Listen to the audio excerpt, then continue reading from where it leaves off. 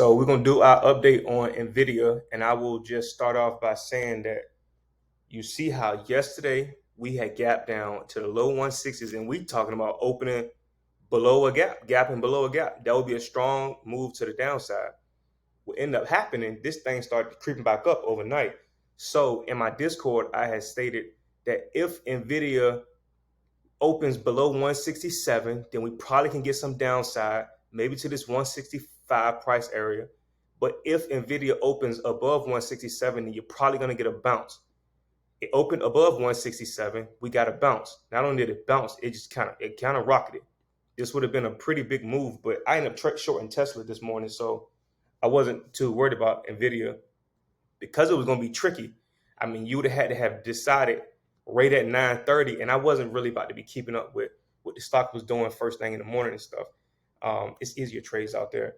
But one thing to note also is that even though that stock made that big move to the downside, the contracts for weekly contracts were down. Both calls and puts were down 50 and 70% or something like that at open. We talked about this implied volatility yesterday. The options market was expecting a plus or minus like $11 move. That's not normal for NVIDIA. The implied volatility was crazy high, over like 100-some%, I think. So unless the stock makes a monstrous move, you're probably not gonna make that much money, especially holding something like that overnight. So that's why I don't really play earnings. And what I would say here is, looking at this, you're probably gonna get a gap fill. Well, at least that's what people are gonna be shooting for. Now that's rated at like 177.7. That was what we broke down to start the week.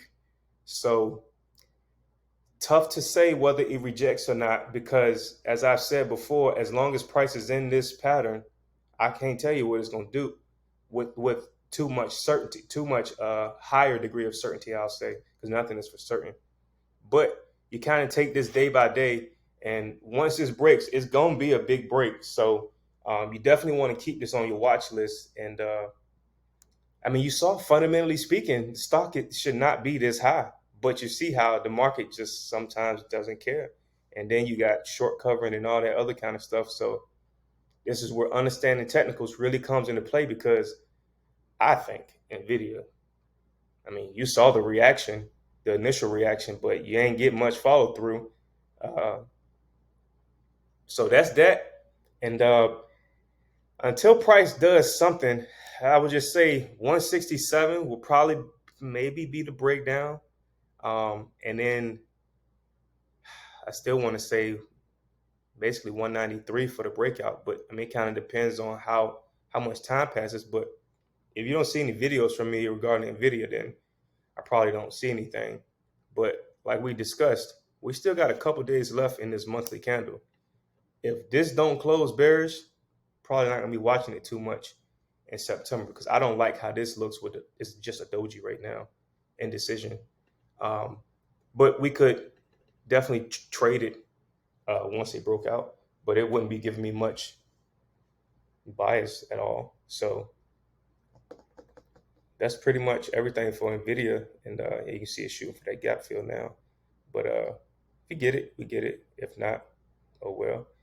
And we'll just, I guess, like I said, keep watching this kind of day by day. But this is like all the energy and time I'm going to put into NVIDIA. Is either it breaks out or it doesn't. But clearly it won't be doing that for a few days.